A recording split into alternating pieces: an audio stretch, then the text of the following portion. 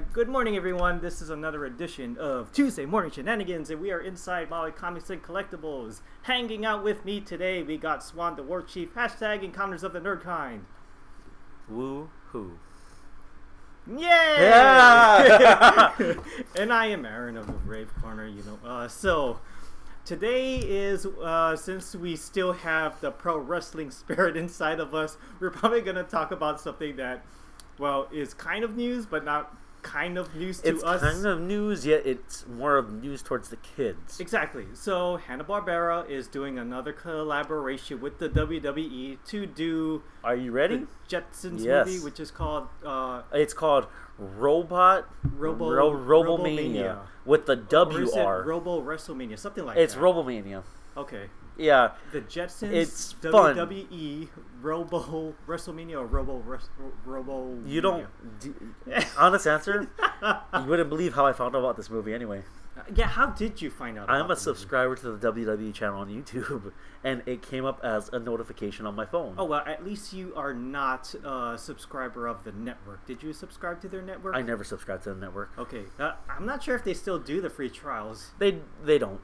Not anymore? You can get it for $9.99, and then month. you get whatever. Like, honest answer, the only time you should subscribe to the network is when WrestleMania comes around, because they offer it to you for free.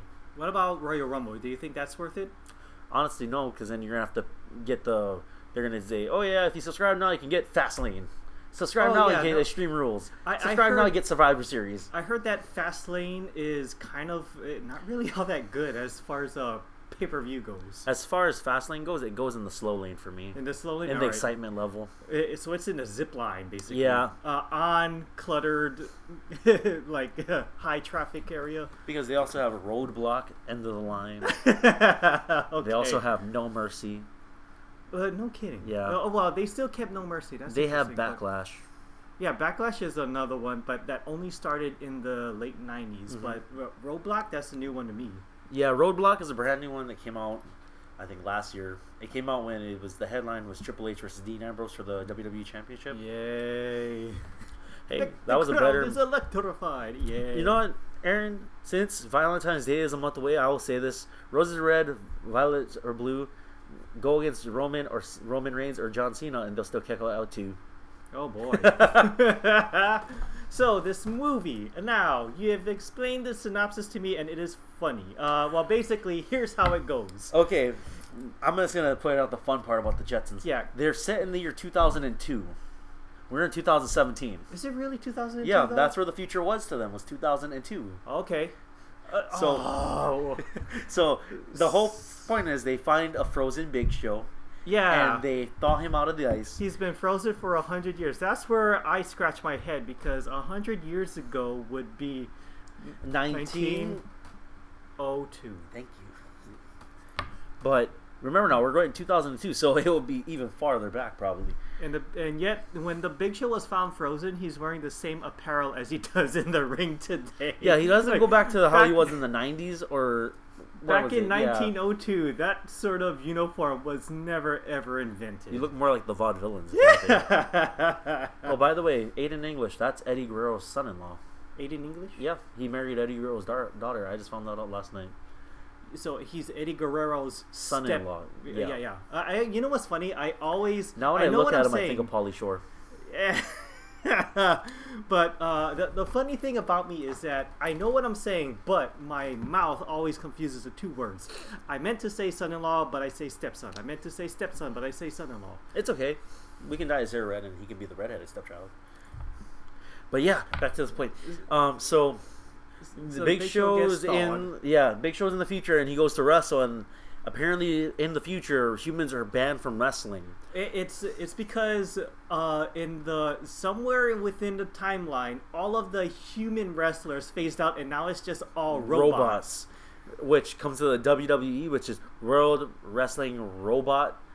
Yeah, Entertainment. It's World Robot Entertainment, and they say the W is silent because it's WR. I'm like, oh god, I feel my IQ dropping.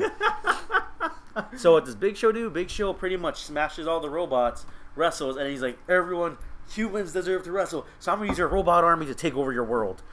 And when I heard that, I'm like, so a robot wrestling army Yes, but why hasn't this been done yet in a sci-fi movie? But it is led by a wrestler, and of all people, it's the Big Show, Knucklehead himself. But he's a giant, so I can see why he would take a robot army. Yeah, but the fun part of one of those robots is Kane is one of the robots. He is? Yeah, they dressed up one of the robots to be Kane. Oh, the cop out. Yeah. Basically. So it's not voiced by... No, it's not voiced by Kane. I would have preferred the voice mailbox version of Kane, no offense. Like when he was tagging with like X-Pac?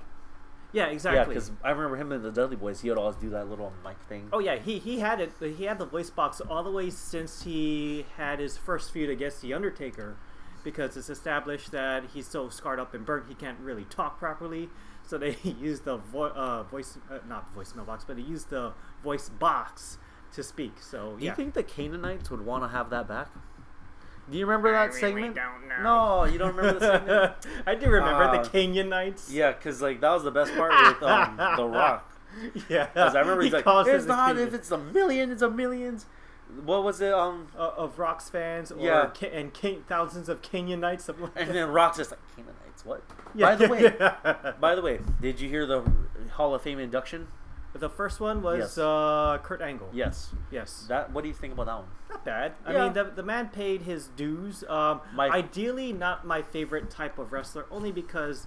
you're the one of the guys who are yelling, "You suck," weren't you? I was. Yeah. Because I really bought into his whole snobbish gold medalist amateur wrestler sort of thing. Honestly, I like that one because he was like, in 1996, if I was with my gold medal and I did something called the worm, I would insult millions and millions of people. And he Guam would have fell behind. And I'm like looking at him. He made a really good point. Yeah. I always clap for him, and I was just. He had every right to be snobbish, which is why I didn't like him for being snobbish. So he was like the perfect wrestling heel that had the Olympic medal. Exactly. But to be honest with you, I didn't really buy into him so much when he became a face. Yeah, no. When you see him as a face, it's like, okay, this is like when John Cena tries to play heel. That's the way I took it. Well, he's perfect as a heel. Like, he can't... There's no way of replacing him. That's true. Like, even when he goes to TNA, all I think about is him as a heel. Yeah. But, honestly, at the end of that whole induction ceremony, because I watched Monday night, everyone's just yelling, "You suck." I'm like, oh, God, this brings back memories. Yeah, it does. If he enters the Royal Rumble, I will laugh, because everyone's going to be yelling, "You suck." And he's like, I'm a Hall of Famer, and he has more of a right to be snobbish. True. That is true. But, yeah, back to the point. So the Jetsons go back in time to find the most popular WWE superstars. That one got my head scratching even more. Because the Usos aren't popular anymore. Yeah, so they recruit the Usos. They recruit Seth Rollins, Roman Reigns. Yeah, they Sheamus. Well, the worst one was Alicia Fox. That was a head scratcher. I was like, couldn't you have gotten Becky Lynch or Charlotte? That would have been a fun one. Or even though I don't like the Bellas so much, if they were to take they already the had Bellas, the Flintstones, so that's why. Oh, so they had the their Boulder time. Twins. Oh my goodness. Woo! So yeah, Alicia. Yeah, Alicia. Or as in Noam Dar, like say Alicia Fox. Wait, what about the wrestler who's from the Hart family? Is she still doing it? Natalia? Yeah, Natalia. No, she's not in any of them. Oh, but is she still active in the promotion? As a heel, yeah. She feuds with Nikki Bella today. Oh, I get it. You can't really recruit heels to do a children's show where she would have to stand for justice. But, her outfit isn't children's friendly. It's based on a dominatrix now. I think she needs to ditch that. Uh-oh. Are we talking about like the S&M Underworld kind of stuff? Or... No, the S&M. Are you sure it's not anywhere close to I've watched Total Resident Divas. Evil? No, I know what you're trying to do. A little bit racy. Yeah. No, but pretty much the way the feud started was she attacked Nikki at Survivor Series or something like that. Yeah, and then pretty much she confesses to attacking her 3 months later. Huh. And then she's just like pretty much, all you are good for is you're a pretty face, and when your looks fade, John Cena is going to leave you, which is why he's never going to marry you. Sure, do the Mean Girls tactics in that way. Come on, we've had meaner girls. Well, Nikki kind of says you just ride on the coattails of the Hart Foundation, which sparks a little bit of an ignition. Zing, but at the same time, is this all the divas are good for in regards to putting themselves over? Is just trading snaps back? I mean, come on. Back in the day, honestly, Raw is killing with their divas. Well, I'm sure they are. I mean, if you ever want to watch a good match, watch Sasha Banks and Charlotte Flair in their Hell in a Cell match, their Iron Man match. It's pretty good stuff. Not Nikki, but Becky Lynch and Alexa Bliss had a nice TLC match. Tables, ladders, and chairs. They really are quite physical then. Yeah, now they're getting more physical, and then everyone's like, they're very happy that they're steering away from the bra and panty matches, the nightgown matches, the pillow fights. Honestly, I wish they brought that back. It just so happens that when that became a thing, I was going right through puberty, so it happened right at the right time. Oh, you must have loved The Godfather. No, not really The Godfather, but I had a really huge crush on his train on Stacy Keibler. Oh, that's not a bad one. She was fantastic. The only thing I was dissatisfied with her being in the WWE was the fact that she always had to lose to Trish, and I thought, why? I wanted some satisfaction as a kid. I don't mind. Granted, Trish Stratus was good, but at the same time, if it's not Stacy Keibler, who I can't remember who else was a really Sable? good villain. No, well, Sable at the time was going through this whole. I'm the original. I started this whole diva thing. So when she came back, it was as if she was from the before time, and I hate to admit it, she was when she made her come back and try to. Because it's sort of like how if Mariah Carey were to right now go after someone like Ariana Grande and say, I'm the true diva. I mean, you had your time, Mariah, but at the same time... Mariah Carey was actually good? What? I'm sorry, I thought she was sucked. You know, like, contrary to what we may personally think, her popularity is at that thing that cements her in Well, that wasn't because of her, that was because of Nick Cannon. No, I think Mariah Carey helped Nick more than Nick helped Mariah. You sure that Nickelodeon show was really paying off for him? Yeah, or in the Wild and Out show. That drum line, man. I never knew you could hit a drum so convincingly.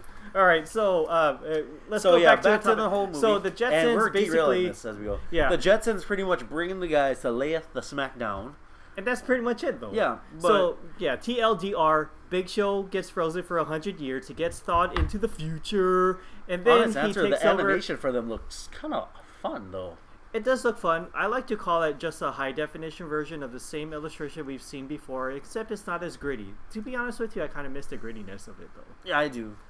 But, you know, now Hanna-Barbera and WWE, they need to keep it kind of family-friendly. Oh, of course they do. Like, honestly, I just want to see Sheamus kick some butt. Oh, by gritty, I mean just picture-wise. Yeah. Like the classic 1970s, little bit of that pixelation, so now, staticky kind of stuff. Now I'm going to do an over-dramatic thing. All right. For those of you who watched Scooby-Doo WrestleMania Mystery and watched John Cena catch a boulder in midair as his entrance played. He did. That's nothing. You watch Curse of the Speed Demon and you watch them wrestle on top of race cars. You haven't seen nothing. If you watch the Flintstones and you've seen Undertaker lose to Barney Rubble, you still haven't seen anything yet. When you watch this and you see a bunch of robot army wrestling giants fight WWE so-called past superstars, you may have seen it all. I don't know. Well, they did get Sheamus, so that's a good start. I think Sheamus is the only credible wrestler as far as strength-wise go. I feel like you're just saying that because I don't know any Sheamus fan at this table. I'm saying it because when I look at the track record, Sheamus is the most strongest solution that they could ever come up with. Well, now they're pushing him a lot more in movies, so... And plus, too, the guy is now a tag team champion. I'm trying to say they didn't throw Cesaro in here. Who is his partner? Cesaro. It's Cesaro? Yeah. Oh. So they're Cesaro. Wait, what? Could you repeat that? Cesaro. Cesaro? Yeah, that's the tag team's name. Who came up with that? The fans. They called him that, and then they just adopted it? Yeah, pretty much. Okay. Because says Sheamus doesn't sound good. Oh, yeah, that But makes however, sense. they did beat the New Day, who beat Demolition's record of being the longest reigning tag team champions. So therefore... they actually did two things for the New Day. Number one is breaking the record, and they did the Freebird rule, which I like because... Well, now everyone's starting to do the Freebird rule. For those who don't know, the Freebird rule was started by the Fabulous Freebirds back in WCCW. That was an old promotion that was owned by the Von Erich family. And the Fabulous Freebirds consisted of three guys. You had P.S. Hayes, you had Terry Gordy, and the third guy was... Buddy Rogers? Yeah, it was Rogers. And then there's later on when he passed away. Jimmy Garvin. Yeah. Yeah. Was it really Buddy Rogers? Because Yeah, I remember Buddy Rogers Jimmy is Garvin. the original. Okay, good. But remember now, he did pass away, and then they had to find a new one. Jimmy and Garvin. Terry Gordy passed away too. Oh yeah, and then it just became P.S. Hayes and Jimmy Garvin. Garvin. So the Fabulous Freebird rule goes as this: because there are 3 men, and it just so happens that the stable is another term loosely used for a group. So because this stable consists of 3 people, and they happen to own the tag team champions, the Freebird rule says that any 2 men out of the 3 can defend it. So they could just switch partners whenever they want to. And it worked because the Fabulous Freebirds at the time... They had the best feud at the Von Erichs band. Yes, and they were the best bad guys they had going on in that company. They were the cool bad guys because you had a technician, you had your powerhouse, and you had your talker, which was PSAs. Exactly. And PSAs lit those guys up. He was if very, very good. If you ever want to check out a good 3-man tag team that are heels, you check out the Fabulous Freebirds. Because I'll tell you that. Not to mention, their theme song was great. Bad Street USA. Well, weren't they like the first ones to come out to music or something like that? Like actual music? Yeah, because at the time, Bad Street USA was actually sung by Michael P.S. by Michael Hayes, and they made a music video too. That was well. The best part is crazy. at the Hall of Fame induction, he actually got to sing the song. Sweet. And every fan in that room was like, "Yeah, we're gonna clap because we don't know what Bad singing Street about." USA. Then I'm like looking at the one kid. He's like, "I'm too old. I'm too young to remember any of this." I'm just like, you don't it's have okay. to. That's for your dad. Yeah, it's like, well, you don't have to. You can at least look up to it because Bad Street USA was Atlanta, Georgia. Yeah. Not Texas. And it's in their lyrics to Bad Street, Atlanta, GA. So further down the road, the badder it gets. Yeah. Exactly. Yeah, and it had that gritty thing. I like to call it similar to the rock and roll version of White Lines, although they're not making references to drugs, but they're just talking about what bad things happen in the bad streets of Atlanta, GA. Drugs. I guess the cleaner version, yeah. Yeah. You can put your mind to it. But I think they were mostly talking about like gang violence or... Yeah. But did you catch the gimmick battle royal in WrestleMania 17? Oh god, I wish I never watched that thing. No, well... It was so long, that's why. You wish you never watched it? Yeah, what do you mean? Iron Sheik wins, and then here comes Slaughter putting him to sleep. Yeah. Well, here's what I liked about it. It's not the best battle royal. I just wanted the gobbledygooker to win something for once, for the love of God. He will never win.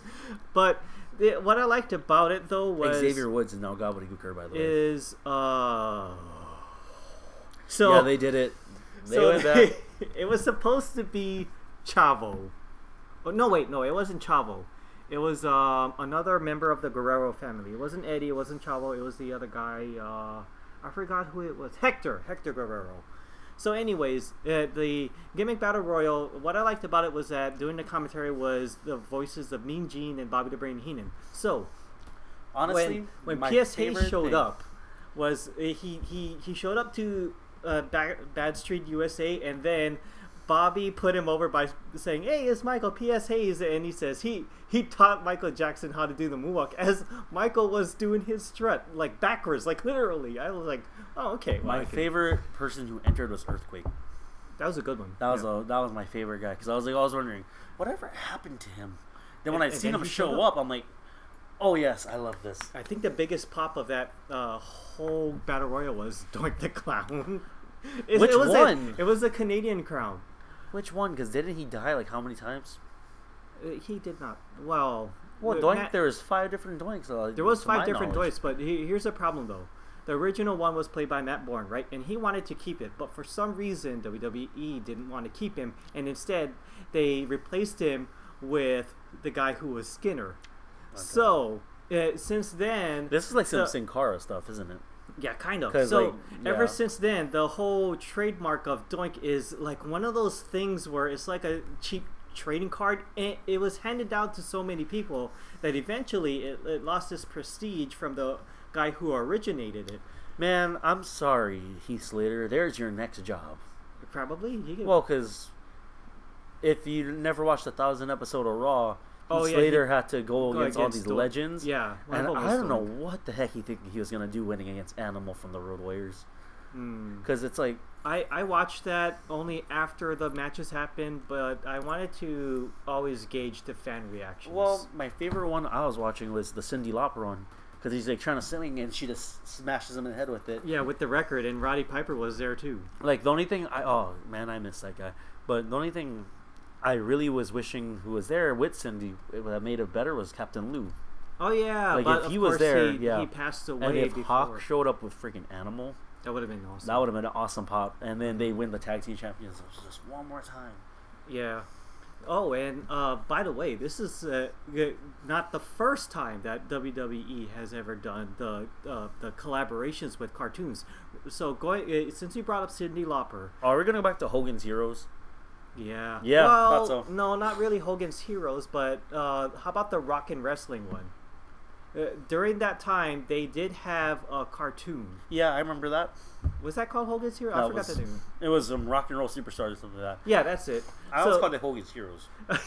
Okay. You know, I'm glad you brought up the Iron Sheik. Because I like how everyone keeps confusing him to be God Sabu's grandfather. Oh, yeah. When Sabu is related to the Sheik. Yeah, this is a very common misconception, and to be honest with you, it makes me very uncomfortable technically because I happen to like the original Sheik more than the Iron Sheik. Now, for those who need help clarifying, here's the deal. Sabu's uncle is Ed Farhat, the original Sheik. His real name is Ed Farhat. Feel free to look it up. Farhat is spelled Farhat. The founder of hardcore wrestling. Exactly. So keep in mind now, Ed Farhat was wrestling with his gimmick since the days of black and white TV. Well, I'm sorry to say this. Grab a pen and paper because you're in a history class right now. Yeah, he's been doing this when there were black and white TV. Okay, this is as far along as... And you know something? This guy has so much respect for me because, like, how... I know you probably never watched it because that's a long time ago.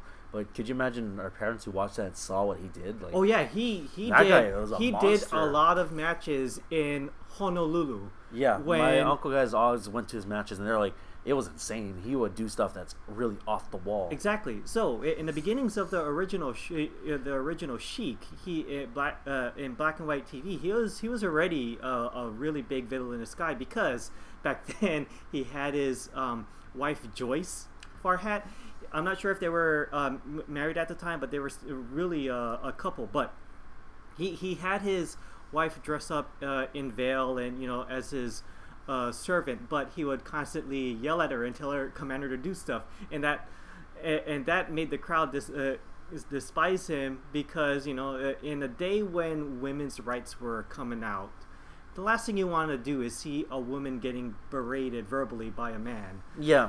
And so so it started off as that, and then of course he dropped that part of his character, but then he adopted the more hardcore stuff. But back then he just wanted to hurt guys. He would gouge someone's eyes. He would fish hook them. He would bite them. He would do so much stuff, and it was like, this is the stuff WWE would never let never be on their do, TV. And that's why you never saw him in the golden age of wrestling, because here's a guy who would want guys to bleed, so he would conceal a sharp object in his boot, and then he'll pull it out and just poke a guy repeatedly. Well, in the to forehead. be fair, those are against guys that are afraid to do a cut on themselves. Exactly. So it's like, he's like, okay, you don't want to cut yourself? I'll cut you. So yeah, like him and Abdullah the Butcher were the originators of concealing a very sharp object in their trunks or in their boots. However, Abdullah was more subjective to being assimilated than Sabu and the Sheik were. So and then when the Iron Sheik came in, obviously there was a confusion. We already have an established character called the Sheik. Then you have a guy calling himself the Iron Sheik. So just imagine him as Iron Man. Yeah. So to distinguish the two, the Sheik, Ed Farhat, had to be known as the original Sheik. Yep. Compare the two, original or the Iron. You can tell by namesake only. Just like Chavo and Chavo Classic. Yeah. Exactly. You got the Chavo that you and I saw when we were kids, but then there's Chavo Classic, his dad. Yeah.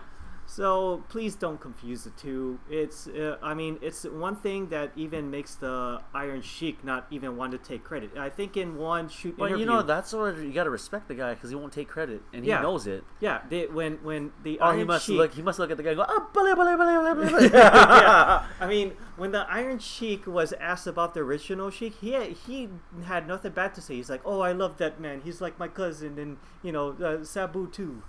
So please don't really confuse the two. Oh gosh, I just remember Iron Sheik how he used to look before. He used to look so intimidating. Then you look at the Sheik and you're like, well, unfortunately, the Sheik of today is known mostly for his rants that he does in shoot interviews. So everyone just loves quoting him now because, hey, if you want to get a glimpse of his shoot interviews, then look it up on YouTube. There are so many quotes. Twitter. And on Twitter too. So I won't give a demonstration because they are always there with some very big profanity words that are insensitive to our audience. So exactly, we're not gonna say it. No, we're not gonna say anything. You know what I hate about how people know Sabu though? They only know him for the time he botched that moonsault. But you know the way I remember him is when he had a barbed wire chair, and I'm just.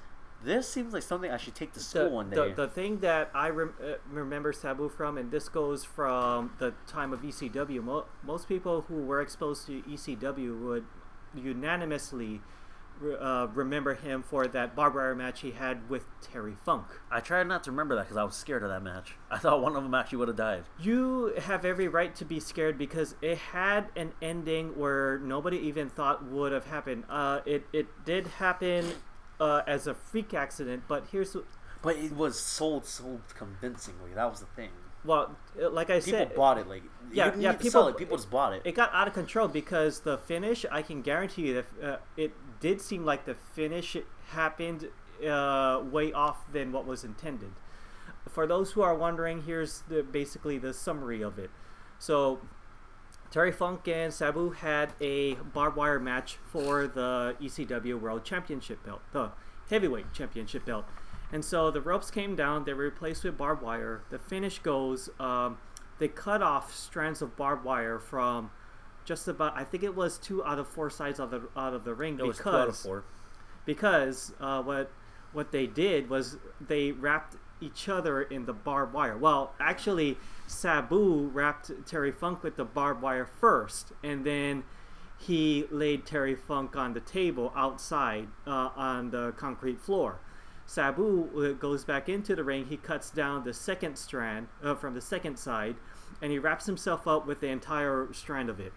And then he leaps off of the ring and gives Terry Funk the leg drop, which is something that that Sabu wanted to do.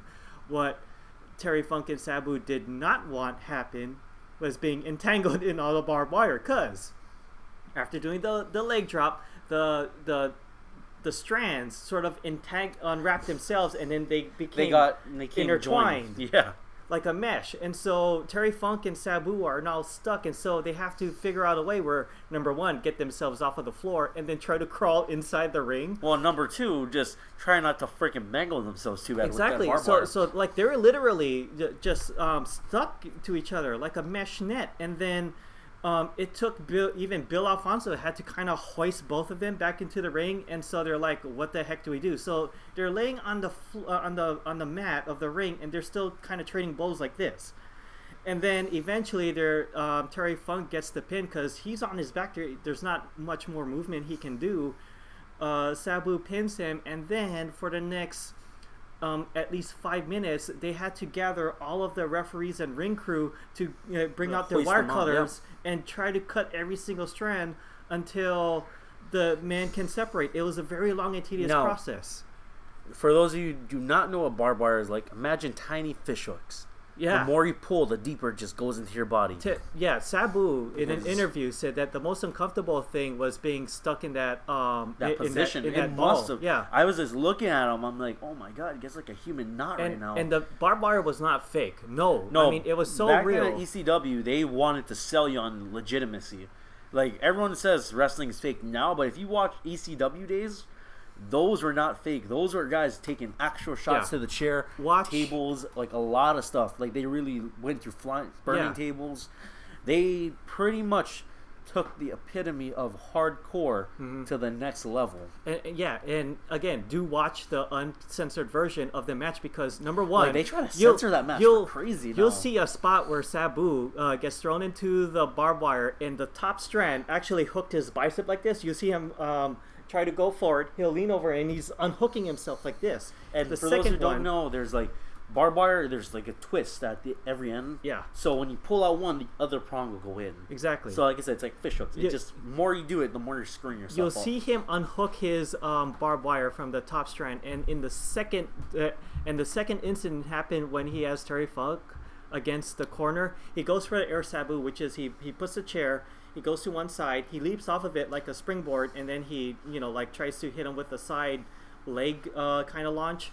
So when he went for the move, Terry Funk ducked, and then Sabu just hits nothing but barbed wire. There you see him panic, eyes wide open. He's like, "Holy crap!" And he launched himself into barbed wire. Yeah. So he cut his bicep a second time, except this time the gash is so deep that he cut into his flesh, his muscle. There's no fake blood. They spilled some real blood that night. That's what scared me the most. So I was like, are these guys gonna die from blood loss? So his eyes bulge wide open. He looks at the ref in panic, and Bill Alfonso is saying, shoot, I'm hurt. And then all Bill could do was throw him a roll of athletic tape, and he just like bandaged himself up to stop the bleeding. And then when it was over, he just super glued it shut, and then he got stitches. Like Sabu, the Sheik, ECW wrestlers in general, they are who really trailblazed the way for the now current so-called hardcore stars. Yeah. And a lot of the hardcore stars will admit, like, there's nothing hardcore about what we do nowadays. Yeah, these days, to be honest, it's a little too crazy now, even for my taste. WWE, what they call hardcore is a fire extinguisher, and that's it. Yeah, that's nothing. You can't hit anybody with barbed wire. Yeah. You can't hit, like, if you have something that's scary, like a barbed wire and a 2x4, like Mick Foley style, you can't whack them with it. They'll have to counter somehow. You can't hit them with the baseball bat and barbed wire. Yeah, and some smaller promotions, their definition of hardcore goes beyond that. They use fluorescent light bulbs and stuff. I mean, freaking John Moxley, who we know as Dean Ambrose, there was a part where a guy took a soft saw and just like tried cutting his forehead. Good lord! And I'm just looking, I'm like, oh, good lord. I think the one that I will never look at, I've heard it happen in CZW, but it's when they used a weed whacker, and I thought, oh, that's something I would not even want to see. I saw that. You don't want to see it. Yeah, okay. Yeah. The sickest thing I saw happen in Japan, it was Big Japan Pro Wrestling, is when they used an empty syringe to draw blood in someone's mouth. Oh, God. Yeah, it happened. I'm glad I skipped that one. It happened. Like, we all know hardcore as Mick Foley getting tossed off the Hell in a Cell. Him well, let's put it this way, 90% of all those Hell in a Cell matches were nothing without Mick Foley being involved. Yeah. Because do you remember him and The Undertaker set the tone. Oh, yeah. Like, the him and Triple H's match were good, too. But then the funny thing is, the second time Mick Foley went through the cage, it was like, yeah, that part was planned. The first time it happened, it was wasn't. Like so unplanned. Even Undertaker himself, like when you see that Hell in a Cell match, you've seen them like, yeah. Oh, the cage is giving out on both these guys. And then when he gets tossed off, everyone's just like in awe of that. Yeah, when Jerry Lawler screamed, "Oh my God, he's dead!" At that time he was being serious. Yeah, that was a sincere thing. He thought that Mick Foley wouldn't have survived that one. Oh yeah, and then when you watch him get dropped through that, and he can still walk, and you've seen that ring just indent. Yeah, like you see it bend. And my favorite part is when he takes the thumbtacks and he tries to do the mandible claw and flip Undertaker, and end up getting flipped instead onto those. Oh yeah, like, oh my God! And that thing sticking in his nostrils, that really was a tooth that was knocked out of his mouth and happened to get lodged in his nostril. Oh yeah. But you know what's funny though? Everyone talks about like, oh, he just lost a tooth when he's talking. I was like, that's not funny, because that dude put some freaking miles on him. Yeah. In fact, I'm surprised. Like everyone thought he would have died from that Hell in a Cell match. Yeah, it's a miracle that he's still walking. Oh yeah. But the struggles that Mick Foley had doing all of these insane, I should use it, hardcore matches, is the scariest thing he experienced was memory loss. Sometimes he could not remember where his house was, even after arriving. He couldn't even remember what match he was in at some points. Yeah, but he you know, just like blanked out. Everyone's just talking like, "No, Mick Foley, you're the man, you're the man." I'm like, dude, this is like, more than just the guy. Yeah. This guy has done so much to entertain people. I respect him so much. At the same time, I respect him just as much in the ring as he does his author work outside of the ring. And there were some moments where I took pity on the guy because I'm like, sometimes oh man, the thing that you go through, there are some moments where I thought, was that really necessary? Even the ECW, man. Yeah. WCW, like whatever he went through, he really took it to a whole new level. But you know what? Everyone's like, what is a guy his size gonna do? And like, I get it. He was kind of a big person. Yeah. But still, to watch a big person go through all that and be able to deliver some hits too, like. Yeah. The one time I cringe watching a Mick Foley match was him and Ric Flair in TNA. They had a last man standing match. Oh, I remember that. Now, here's why I felt bad on both ends. They are Hall of Famers already. But and here they are wrestling still yet. Here they are wrestling, and they had thumbtacks in the ring. And Ric Flair, of all people, being as anti-hardcore as he claimed, as he stated in shoot interviews. Well, he calls it being a savage. That's why. Yeah. He took one for the team, and he fell onto the thumbtacks. He even flopped on the tacks. Age, though, that has age. I thought, my God, Flair, I have mad respect for you, but I think you're 10 years too late for that. Yeah, but to see you actually do all that kind of stuff on thumbtacks with Mick Foley, and and then Earl Hebner, another old man. Doing the calling all the action. I mean, I felt bad on both guys. Like, I respect you for wanting to put on a show, but at the same time, did it have to be like this? Oh yeah, I felt horrible. Like, as a fan, I'm supposed to. Yeah, I would not want to see that. As a fan, I love the fact that they're trying to give me a show. At the same time, I feel guilty for watching it, and I feel like I would rather not see them put their bodies through those extreme elements. I feel guilty for how TNA is now. Like, you watch them, they're struggling. To be honest with you, it is I'll admit, I watch it as a guilty pleasure. I watch it as a guilty pleasure too, but they're dying out like quickly. The thing they lost all their great wrestlers. The thing that gets me going is the Broken Hardys. I know they get a lot of ridicule, but you mean Frederick Douglass, Matt Hardy? That's what I think of him when I see him. I do like the way he talks and the way he treats people or reacts to stuff. To me, that looks like, man, that Ambrose Asylum sounds pretty good now. Here's the thing. The funniest thing I've seen him do recently was when Hornswoggle made his debut, now as Swoggle. And then he says, he was the big man. Yeah, he was built as the big man, but he came in as a joke. So so he's backstage, and then he gets a reunion with the Hardys. And so Matt Hardy asks Swoggle, I need to ask you, were you there to infiltrate my event on behalf of your devious father, Vic Mahone? Oh, God. I was like, did you just say McMahon? I'm going to say something. Hornswoggle had it made in WWE. Yeah. He was like the one guy who got like everything. He was a cruiserweight champion. He was like the whole story of him being Vince McMahon's father. You make a really good point because out of all the little people wrestlers, pint-sized brawlers. Yeah.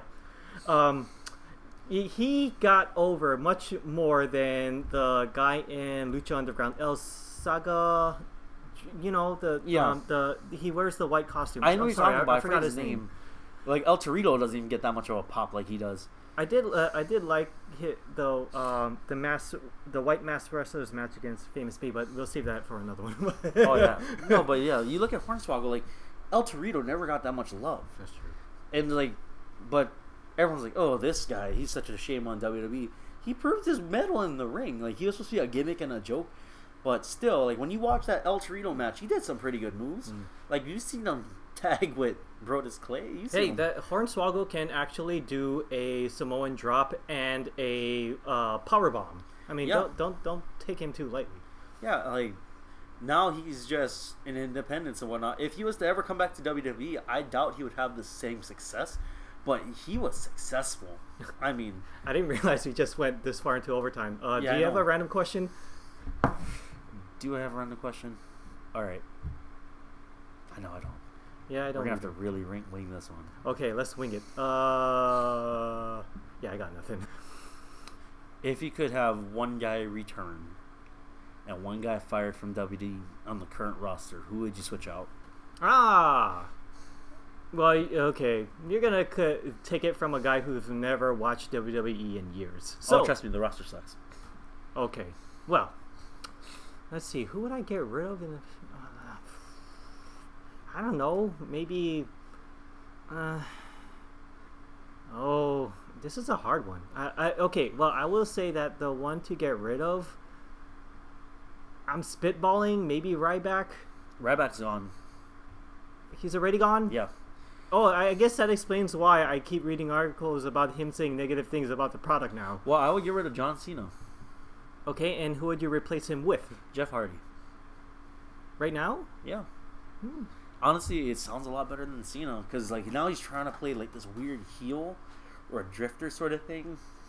Okay, if I were to... Well, all John Cena does is, they're like, my name's John Cena, and I want a championship match, because John Cena says his time is now, and John Cena says your time is over. Oh, okay, I think I got one. Replace Dolph Ziggler. I would prefer Jay Lethal. Alright, that's a good one. If you could pick the women, I would say replace Ava Marie, bring back Trish Stratus. I think I would have to drain the swamp on that one and just replace him with... I haven't seen the female wrestlers. Is there anyone that's legitimately good? Oh, yeah, a lot of them. Okay, maybe keep Flair, right? Yeah. And Hart. Which ones would you keep? Because I could come up with names who I think we should replace him. I would replace the Hart. Because, like, Natalia's doing good and all, it's just... I'm not buying it. So replace Natalya Hart. I want to see Jade. She's a good wrestler. Jade would be a good one. Or should I say Maya Yim? I agree with you on that one. What about Maria? She's in New Japan right now. I can't pronounce the last name. She is? Yeah. Because the last time I ever saw anything to do with her, it was her in the club. Oh, I'm sorry, the Bullet Club. Oh. My goodness, I just came up with a random thought too. Okay, like, do you remember Fetus? Who's Fetus? Luke Gallows' first character in WWE. No. He was supposed to be a special needs butler. Oh, yeah. Are you sure it's Fetus, not Festus? Festus, something like that. I call him Fetus. Because he was big as well. When did he debut? I don't know. This is a long time ago. But yeah, I saw a picture of Luke Gallows, and then it's like, oh my god, if the Golden Truth found that picture, they should post it on the internet. Oh boy. Like, yeah. Also, I would replace John Cena to bring back Cody Rhodes. They're finally doing him right. Well, he's the American Nightmare. He did. It's funny how some wrestlers do much better after they leave.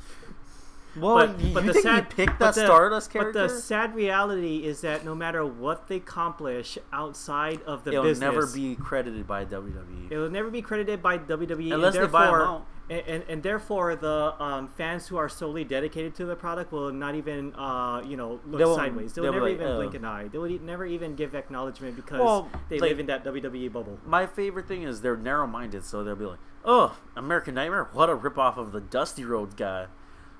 Then little do they know that's his son. They're like, man, that last name Rhodes, what a namesake person. Yeah. All right, let's just wrap it up already. So big thanks to Maui Comics and Collectibles. Follow the store on Facebook and Instagram at Maui Comics. If you did like this episode and would love to see more into the future, like, subscribe, leave a comment in the comment section, and do feel free to leave a random question so you don't have to see us wing it horribly like how we probably did today. Oh gosh. Man, Wimplo, you didn't submit one. Huh. To be fair, he just went back to Japan and he's... That's no excuse. He could do it on his phone. We miss you, Wimplo. I know I do. Alright, and so, Swan, plug time. I like Maui Comics.